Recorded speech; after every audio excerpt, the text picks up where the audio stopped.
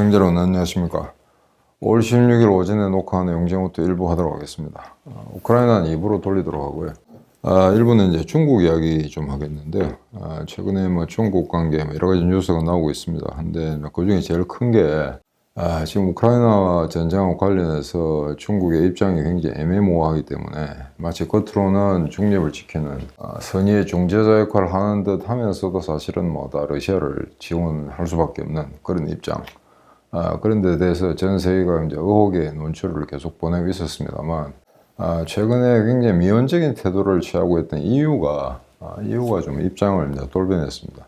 그래서 EU가 이 러시아에 대해서 제11차 제재안을 이제 부과를 하는데, 거기에 뭐 소위 말해서 제3자, 중국이 러시아에 대해서 수출, 수입이 금지된 물건들을 교역한다든지 할 경우에 대해서 제재안을 이제 통과시키는 걸로 그렇게 지금 준비 중에 있습니다. 그러니까 소위 뭐 세컨더리 보이콧과 비슷한 그런 거겠죠.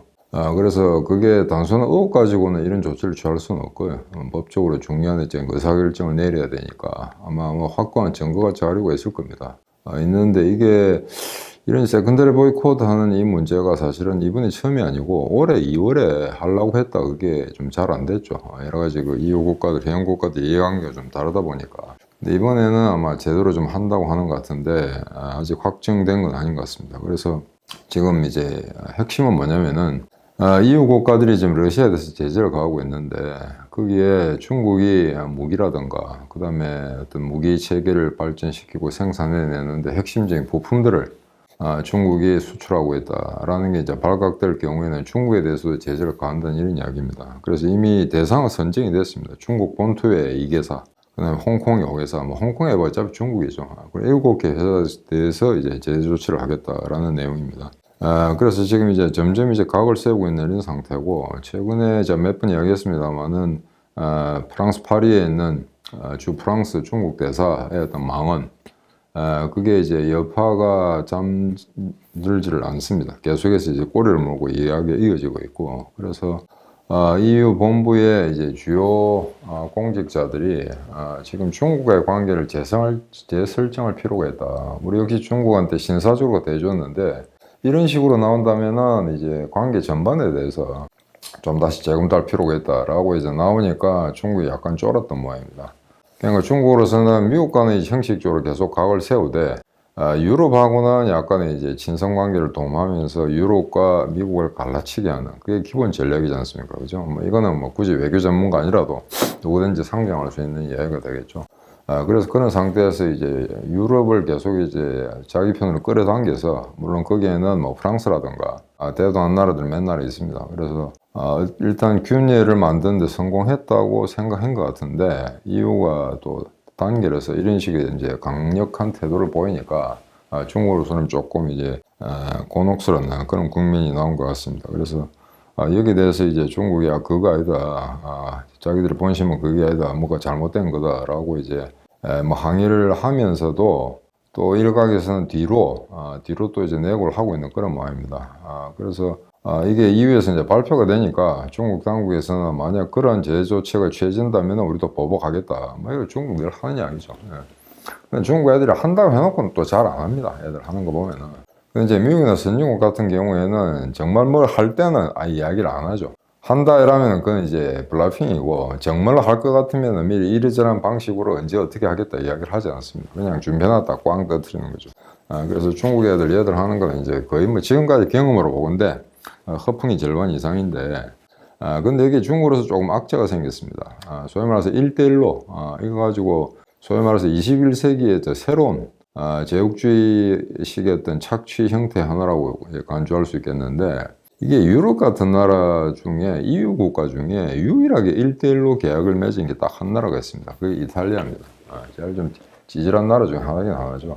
그래서 이렇게 돌발적인 발상을 하는 것 자체가 천재적이라고 할 수는 있긴 있는데, 여하간 멜로니 총리가 들어서고 나서 중국과 러시아에 대한 어떤 굉장히 이제 강력한 원칙적인 입장, 이런 게 재확인되다 보니까 최근에 이탈리아가 공식적으로 이제 발표를 했습니다. 1대1로 해서 탈퇴하겠다. 올해 안까지는 그냥 그대로 유지하는 걸로 하고 2023년부터는 완전히 떠난다라는 걸 했는데, 아마 이것도 미국과의 교감이 있었던 것 같습니다. 미 하원 의장하고 멜로니가 만나고 나서 이런 게 발표가 됐기 때문에 물론 뭐 미국이 이탈리아한테 이래 해라 저래 해라 뭐 간섭하는 건 아니고 약간의 조율이 있었겠죠. 이래저래한 일 하면 다른 페이버를 주겠다든지. 그래서 그 자세한 거래 내용에 대해서는 이제 자기들을 밝힐 수도 없고 우리가 파헤칠 수도 없겠으나 일단 멜로니가 EU에서 유일한 1대1로 하는 나라로서는 더 이상 이제 중국과 이런 거래를 하지 않겠다라고 하니까 중국으로서는 상당히 곤혹스럽죠. 그래서 뭐 이탈리아를 다시 꼬드기고 있습니다만 이렇게 하면 전 세계적으로 내뱉은 성명을 다시 한번 거둬들이기는 힘들 것 같습니다. 그래서 조금의 차이는 있는데 예컨대 프랑스가 최근에 이제 중국 시진핑 만나고 나서 여러 가지 욕을 많이 얻어먹었죠. 그래서 물론 이제 그게 프랑스가 뭐 특별히 이번에 색다른 입장을 취했다는 건 아니고 드골 때부터 그 이후에 이제 그 프랑스 대통령들 항상 보면은 소위 말해서 서구 사회의 핵심 국가로서 서구 가치를 공유하는 그런 나라로 치부되고 있습니다만 때가 되고 기회만 있으면은 미국과 거리를 두려는 그런 게 외교 정책의 근간이었습니다. 그 사람들. 그래서 프랑스를 예외로 잡는다면 이제 대부분의 나라들이 중국과의 조심스러운 결별을 선언하고 있는데 그간에 중국과도 꽤 이제 교류 관계가 깊었던 영국, 영국 같은 경우에는 정치 외교적으로 상당히 우호적이었죠. 특별한 사건 사고도 없었고 전통적으로 이제 외교관을 추방하고 하는 거는 주로 영국과 러시아 사이에 일어났었는데 영국과 중국은 그런 불상사는 없었습니다. 그런데 이제 뭐 요 최근에 총리도 바뀌고 했습니다만 영국과 영중, 그러니까 영국과 중국이죠. 영중이 이제 황금 시대는 끝났다. 그러니까 이제 외교 안보적으로 친선 관계를 유지하면서 경제 교류도 활성화시켜 나가는 막 그런 시대는 끝났다라고 이제 공표를 했습니다. 그다음에 EU의 그 어떤 서류, 그다음에 EU의 어떤 공적 문건, 그다음에 또 공식 회의 이런 데서 중국을 어떻게 규정하는가, 중국이라는 나라의 성격 규정이 이게 굉장히 중요한데요. 일단 이렇게 됐습니다. 이걸 이제 이미 오래전에 언론 보도해 놨습니다만 사람들이 심각하게 생각하지 않는데 중국은 구조적인 체계적인 도전 세력이다. 그러니까 시스테마틱 챌린저라고 이야기하는 거죠. 그래서 그냥 결코 그냥 같이 갈 수 있는 그런 우호 국가가 될 수가 없다는 걸 갖다가 이제 배후에 깔고 있는 이야기입니다. 그래서 이걸 도전이라면 이제 우리한테 우리의 이익을 갖다가 우리의 이익을 상처를 내고 우리의 이익을 훼손시키는 그런 적대 세력인 거다라는 걸 갖다가 이야기할 때 주로 이 도전이라는 말을 많이 씁니다. 그래서 지금 이 특별한 계획 없는 한 EU가 계속 이제 중국과 거리를 두는 거 물론 어느 날 갑자기 뭐 단교하겠다든지 무역을 뭐 제로로 만들겠다든지 이거는 사실상 불가능하죠. 불가능한데 일단 지금까지 어떤 러시아에 대한 의존도를 줄이는 것과 마찬가지로 동상 투자 교육에 있어서도 중국과 이제 너무 의존적인 그런 포션을 갖다가 조금 이렇게 조정하겠다.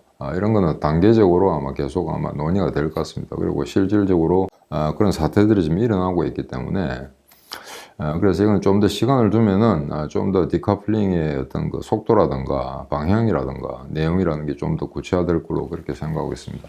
그 다음에 이제 1대1로 이야기하면 또 이야기 안 할 수 없는 게 파키스탄인데요. 파키스탄이 아마 인구가 2억이 넘습니다. 그래서 인구가 이토록 많은 나라가 이제 중국과 거래를 하는데 그간에 엄청나게 친중적이었죠. 전 세계 아마 가장 친중적인 나라 중에 하나였을 겁니다. 그 인도가 친미적이고 인도가 이제 중국과 대립각을 세우니까 인도와 사이가 안 좋은 파키스탄은 뭐 자동적으로 중국과 가까워질 수밖에 없다라는 게 이제 외교의 섭리인데 다만 좀 지나쳤다는 감이 있죠. 완전히 경제가 붕괴됐습니다. 거의 뭐 디폴트 수준으로 와 있고 그러던 와중에 친중 을 자처하던 총리가 이제 지난번에 실각되고 다시 이제 선거에서 새로운 총리가 나타났는데 이 총리는 이제 다분히 친서방적이죠. 근데 이제 직전 총리가 친중 총리가 재판을 받다가 나오면서 바로 이제 입건이 됐습니다. 그래 검찰에 송치되고 이런 문제가 나니까 지지자들도 데모를 하고 난리가 났었죠. 그래서 이제 문제는 만약에 이걸 계속 이제 재판을 갖다 계속 하고 이러다 보면은 정쟁이 불안해지고 경제는 계속 나락으로 떨어지고 그러다 보면 군부 쿠데타가 발생할 가능성이 많다. 그러니까 차제에 강력한 조치를 통해서 이 작자를 갖다 깜빵에 집어넣자 하는 게 이제 현 정부의 생각인 것 같습니다.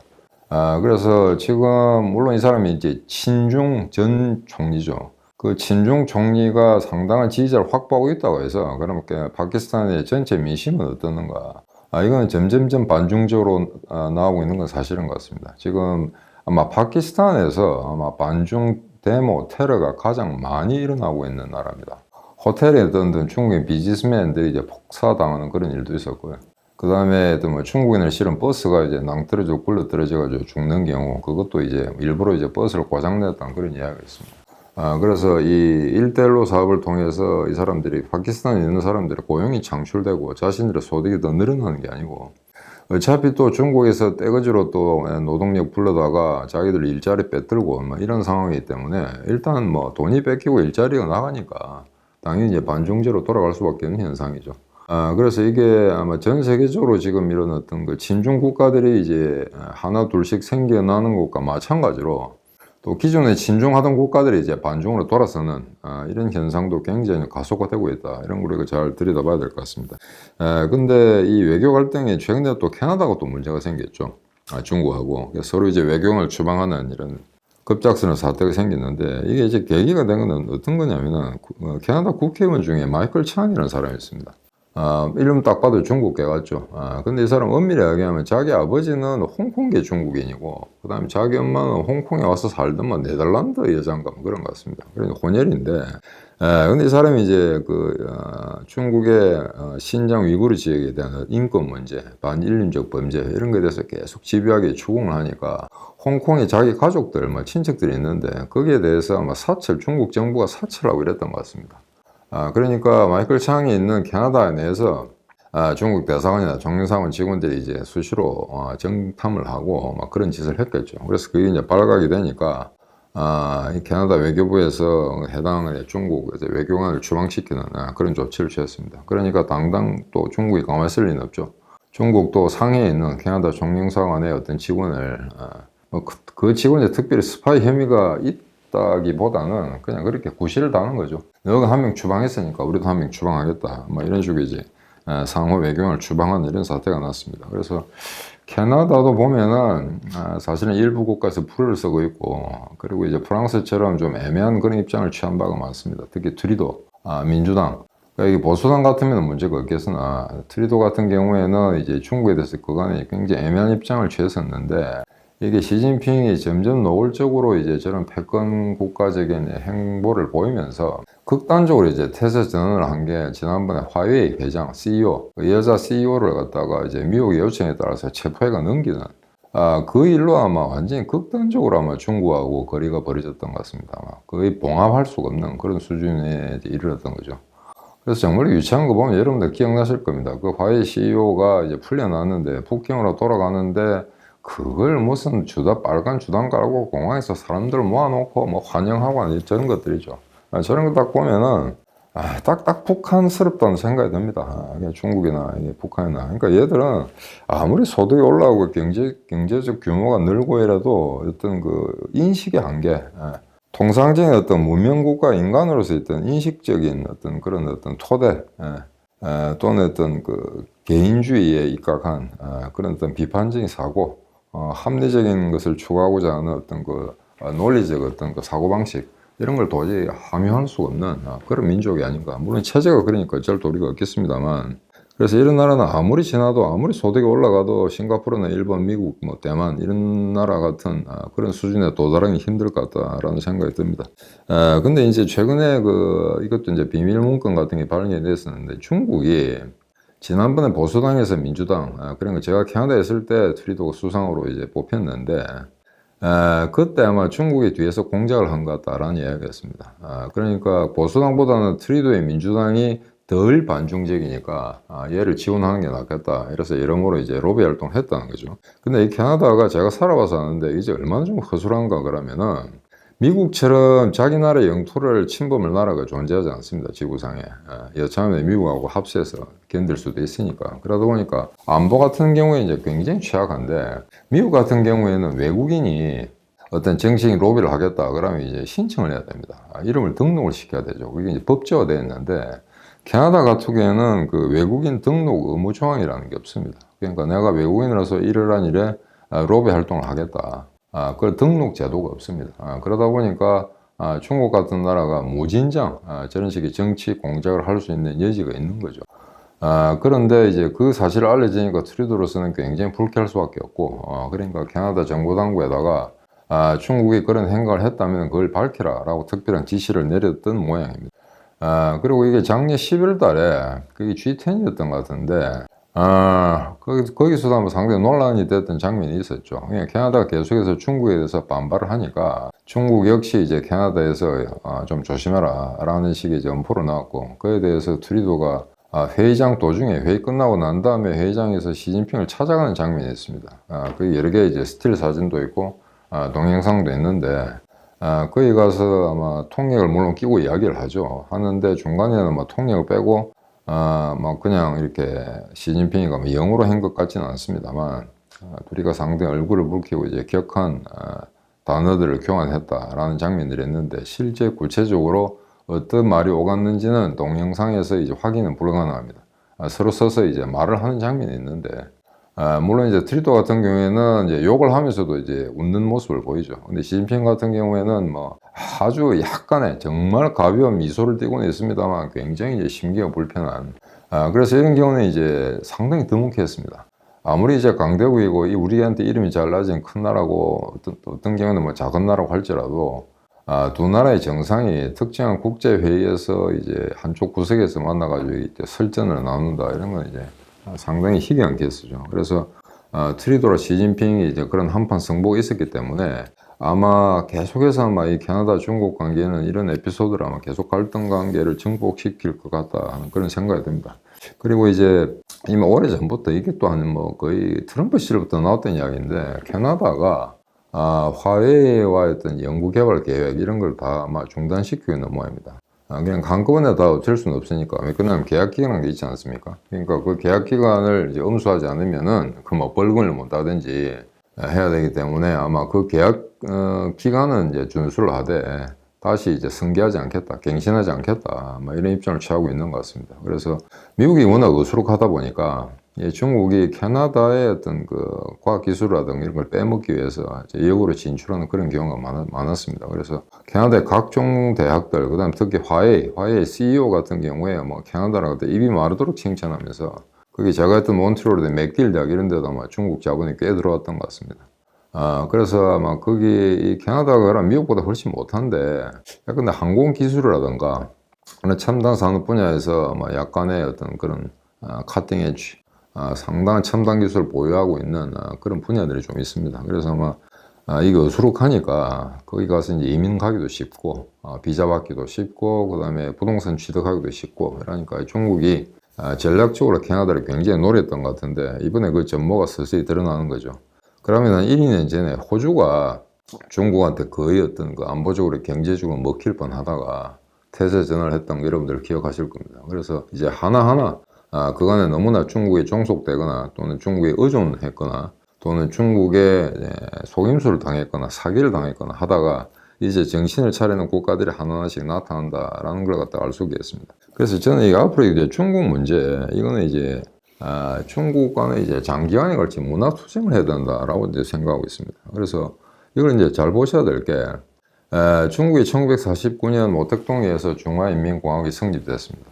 그 이후에 계속 일당 독재, 지지를 못하는 나라를 존속하다가 이제 덩소핑이가 등장하면서, 물론 이제 덩소핑이가 등장해가지고 이런 어떤 그 경제 위주의 어떤 그 국가 건설 사업 이런 걸로 근대화 노선 이런 걸 추진하게 된 데는 이제 그 배경에 뭐 구소련의 몰락이라든가 이런 변수가 하나 놓여 있긴 있습니다. 그런데 덩소평 이후에 장제민이라든가 후진타오라든가 약간의 노선 변화는 있습니다만 기본적으로는 경제 중시의 그런 정책들을 쭉 구사해왔죠. 그러다가 중국의 어떤 그 경제력, 군사력 볼륨이 워낙 커지다 보니까 시진핑으로서는 독재 3기 체제를 구축을 하면서 그런 어떤 중국의 역량, 현재 보유하고 있는 힘을 테스트하고 싶어 합니다. 그러다 보니까 그게 이제 노골적으로 이제 패권 국가적인 그런 모습을 나타내는데, 이게 한국에 대해서는 박근혜 시절에 한국을 방문했을 때만 하더라도 그래 고압적인 자세가 아니었죠. 근데 한국을 방문하고 나서 이제 완전히 한국의 대기업들, 그 다음에 박근혜 정부 이를 갖다 중국 편을 끌어들이는데 성공했다고 판단하는 순간, 그 다음에 한국의 좌빨 정부 문재인이 들었으니까 그때부터는 마구 패기 시작하는 거죠. 얘들은 기본적으로 이제 친중제이고 친북제이니까 조제도 할 말 없을 거다라고 판단을 내린 겁니다. 자, 그런 상황에서 그럼 시진핑의 이제 중국은 뭘 이야기할 건가? 아주 간단하게 라프하게 이야기하면 이런 겁니다. 또는 조금 조야한 표현이 될 수 있을지는 모르겠으나 여하간 일당 독재를 포기할 수는 없습니다. 중국의 공산당은. 다당제라든가 이런 그 의회민주주의라든가 이런 걸 도저히 할 수가 없죠. 그러니까 자기와 유사한 독재 체제를 유지할 수 있는 그런 나라들이 많이 나오면 많이 나올수록 좋다는 겁니다. 그래서 그 1대1를 통해서 서로 경협을 하자는 게 아니고 중국과 유사한 일당 독재 체제를 만들어 놓는 게 낫다는 거죠. 자, 그래서 봐라. 서구 선진국들처럼 그런 정권 교체도 없고 우리는 야당이 없다. 그러니까 우리가 이렇게 경제적 볼륨이 늘어나지 않느냐. 그걸 갖다 선전 도구로 쓰고 있는 거죠. 그리고 아프리카, 중동, 남미 이런 허접한 나라들을 거의 이제 일부 국가들을 속고 있는 그런 상황입니다. 그래서 얘들도 이제 미국과 같은 패권을 주장하기 위해서는 기본적으로는 경제, 안보, 그 다음에 문화적 가치 이런 이제 3자를 갖다가 모두 대상 국가들한테 이제 선전 또는 흡입시킬 수 있는 그런 어떤 이데올로기적 도구들을 개발하려고 할 겁니다. 그러니까 자기들은 뭐 이렇게 경제적 어떤 볼륨만 큰데 정치 외교적 안보적 패권을 이제 구사하지 못한다 이러면 그게 패권 국가로서도 한계가 있기 때문에 일단 자기들로서는 이제 경제 그다음에 뭐 군사 안보 그다음에 문화 부분 이런 것까지 다 이제 섭렵하겠다라는 그런 의지를 나타내고 있습니다. 그래서 뭐 대단한 영화들도 마음에 안 들고요. 근데 그게 일본이나 한국처럼 그런 어떤 매스미디어의 어떤 대중문화를 만들어낼 수가 없죠. 저런 어떤 시장 경제적 어떤 경쟁적 상황 뭐 이런 걸 갖다가 자기들이 창출해낼 수가 없기 때문에 오로지 위에서 내리 찍는 그런 구도이기 때문에 그런 상황에서는 문화라는 게 창달할 수가 없죠.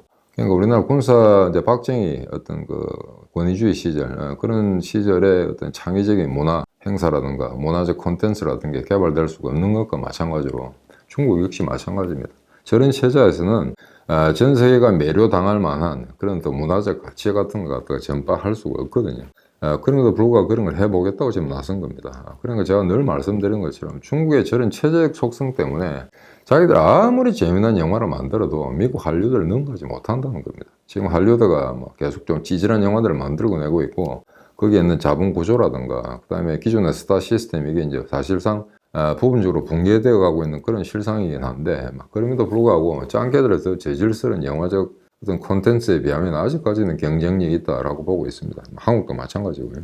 그래서 얘들이 지금 흔히 하는 이야기는 오로지 이제 미국 중심의 어떤 서구 가치 중심의 일국 체제, 서구 사회가 지배하는 어떤 세계 체제, 그에 대해서 계속 반대를 하는 거죠. 그래서 반대를 하는데 유럽은 약간 이제 제껴놓고 오로지 미국이 유럽까지 아울러서 전 세계를 지배하고 있다, 옥죄고 있다 그런 식으로 이제 프로파간다를 이제 만들어냅니다. 만들어내는데 거기에 대해서 약간 이제 선별적 전략은 있는 거죠.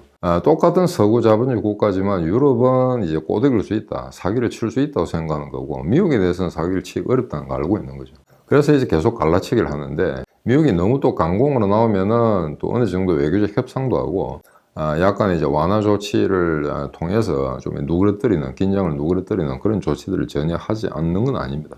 그런 걸 하고 있기는 한데 뭐 그럼에도 불구하고 기본적으로는 일단은 유럽과 미국을 갈라치기 하는 거. 그리고 일본은 이제 단단히 아주 이제 공고하게 미국에 붙어 있습니다만 한국 같은 경우에는 가장 약한 고리이기 때문에 이걸 어떻게 하든 중국 편을 끌어들여야 되겠다라고 생각했는데 이번 한국에서 정권이 바뀌면서 조금 어렵게 됐죠.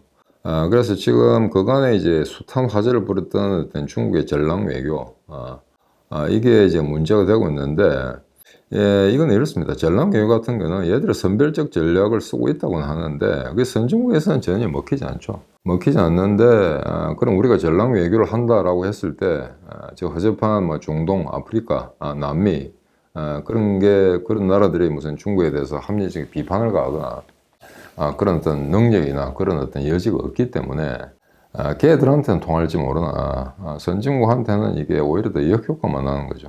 전 세계 어느 나라가 저그 나라의 외교 정책을 뭐 전랑 외교, 그러니까 넉대 외교라고 하면서 저렇게 조야하게 아주 거칠게 선전하는 이런 것도 역사상 처음 있는 일이거든요. 이런 거는 소련이나 북한도 그런 어떤 렛대를 붙이지는 않습니다. 그런데 얘들이 뭐 이런 식으로 하고 있는데 그래서 따라서는 어떤 국가가 특정 국가가 굉장히 중국에서 강경하게 나온다 뭐 이렇게 되면은 또 살며시 미소를 보내는 그런 어떤 제2의 B 플랜도 있다고 합니다. 이 플랜 B 외교가 뭐냐라고 하는데 되게 중국의 속성을 잘 아는 전문가들은 이렇게 이야기하죠. 그거는 늑대가 미소 짓는 거다. 양을 잡아먹기 위해서 그런 식의 표현하기 때문에 어차피 늑대란 속성은 버릴 수가 없다. 그래서 하여튼 요 최근에 이제 유럽을 비롯해서 반중 구도라는 게 굉장히 공고화되면서 점점점 이제 심화된 현상이 나타나니까 이때다 싶어서 아마 친강 외교부장이 아마 전 세계를 좀 돌아다니겠습니다. 처음에는 이제 동남아, 그 다음에 중앙아시아, 이거는 뭐 친러 외교 때문에 그렇겠죠. 그 다음에 유럽 이런 데를 쭉 돌면서 중국과의 기존 관계를 갖다가 좀 더 돈독하게 하자, 유대 관계를 계속 유지하자라고 하는데 아마 독일에 가서도 상당한 봉변을 당했던 모양입니다. 독일의 베어복 외교장관이 얼마 전에 중국 가서 뭐 난리를 쳤지 않습니까? 중국의 인권 문제도 이야기하고 국제법적 룰을 지키지 않는다 이런 이야기. 근데 이번에 청강을 또 만났는데 또 했던 모양입니다. 그런 이야기가 나오고 있는데, 그래서 이 중국이 지금 얼마나 지금 이 대국, 그러니까 역시 대국적 저거는 대국이라고 하는데, 아무리 미국이나 이런 다른 나라 비교해 봤을 때, 심지어 러시아와 비교해 봤을 때도 대국적 기질이 결여되어 있다고 생각하는 게, 여러분들 유역비라고 아십니까? 저도 이런 뭐 연예계 이런 건 잘 모르는데, 아마 한국 탤런트하고도 아마 뭐 상당히 연애를 하고 뭐 그랬던 사람이었던 것 같은데 지금 헤어졌던 모양이죠. 그런데 이 탤런트가 유역비라는 게 2019년인가 아마 중국 방송에다가 제가 미국 유학 시절에 한국 유학생으로부터 뭐 왕따를 당하고 뭐 피해를 받은 적이 있다, 괴롭힘을 당한 적이 있다라고 이제 언급한 적이 있었던 것 같습니다. 그걸 지금 얘들은 다시 이제 그 동영상을 다시 틀고 있거든요. 그래서 이제 반한 감정, 혐한 감정을 부추긴다라고 하는데, 우려성 오히려 잘 됐습니다. 중국이 계속해서 한국에 유화적 제스처를 보내면서 신사적으로 행동하자, 앞으로 이제 문제가 있는 거는 교정해 나가겠다라고 한다면은, 그거는 국내에 있는 반중 세력, 그걸 갖다가 오히려 더 이제 힘을 더해주는 그런 어떤, 효과를 발생시켜야죠. 그러니까 오히려 중국 정부, 중국인들이 계속해서 한국에 대해서 혐한 감정, 그런 나쁜 감정을 갖게 하거나, 또는 억지로라도 유발시키는 것, 저건 우리는 찬성하는 바입니다. 중국 정부 계속 그렇게 해주세요. 그래서 이제 과거로 회귀하는 중국, 이거 뭐 여러 번 이야기되고 있습니다만, 제발 양복, 넥타이 다 버리고 옛날 중국 인민복, 회색 인민복으로 다 갈아입고 1966년으로 회귀해 주시기 바랍니다. 우리가 정말로 간절히 바라는 거고요. 당신들한테는 그런 양복보다는 그 옷이 더 어울린다 얘기입니다. 모택동 제복이. 그러니까 그 시절로 돌아가 주는 것에 대해서 우리는 전혀 유감이 없는데, 자, 근데 문제는 이제 한국이 여전히 전 세계가 이런 반중 구도로 이제 도도하는 흐름이 있음에도 불구하고 여전히 지금 이제 입장을 제대로 정리하지 못하는 그런 상황입니다. 그래서 지금 윤석열이 미국 가고 이러면서 이제 완전 태도가 바뀌었다고들 이야기는 하나, 한국을 잘 아는 사람들은 굉장히 이제 좀 조심스러운 시각으로 바라보죠. 그 중에 이제 마지막으로 제가 말씀드릴 게 이제 스콧 스나이더라는 사람이 있습니다.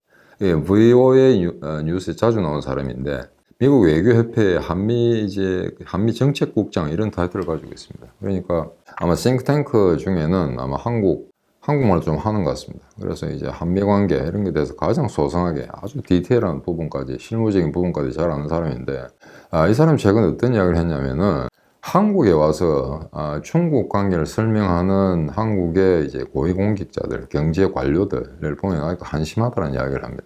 그러니까 얘들이 가서 무슨 이야기냐면 한국의 경제 사정이 안 좋은 이유를 설명해라 라고 했더니, 한국 물품을 수입하는 한국과 계속 교육 관계를 유지하고 있는 중국의 경기가 나쁘기 때문에 한국의 수출이 제대로 안 된다, 요딴 소리. 그러니까 중국 경제가 살아나면은 한국도 살아날 수 있다는 식의 어떤 표현들, 이런 걸 하는 걸 보고 스콧 스나이더가 아직 멀었다라고 생각하는 겁니다. 저런 식의 미국에 와가지고 저런 식의 발언밖에 하지 못하는, 그간에 지난 수십 년간 미국이 일본을 족치면서 한국 반도체에다가 시장을 열어준 거, 일본 자동차를 까부수면서 현대자동차, 기아자동차의 시장을 갖다가 열어준 거, 그런 게 대해서는 하나도 생각하지 않는다는 거죠. 그건 당연히 주어진 거로 생각하고, 중국하고 장사하고 있는데 미국 너가 조금이라도 괴롭히면 우리는 좀 문제가 있다라고 하는 이런 행태들, 요게 지금 윤석열 정부의 관료계를 구성하고 있는 사람들의 기본 생각일 수가 있습니다.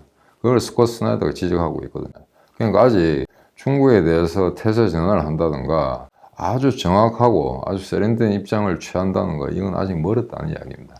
중국이 세련되지 못한 것처럼 한국 역시 이 격변기에 한국 사회, 한국 국가 또는 정부가 나가야 될 방향, 그에 대해서 아직까지 정확한 좌표를 설정하고 있지 못하다는 그런 어떤 고백이 되겠습니다.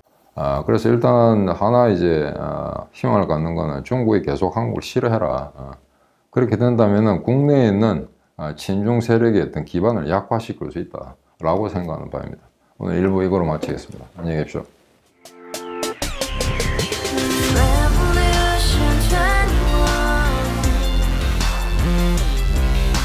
Revolution 21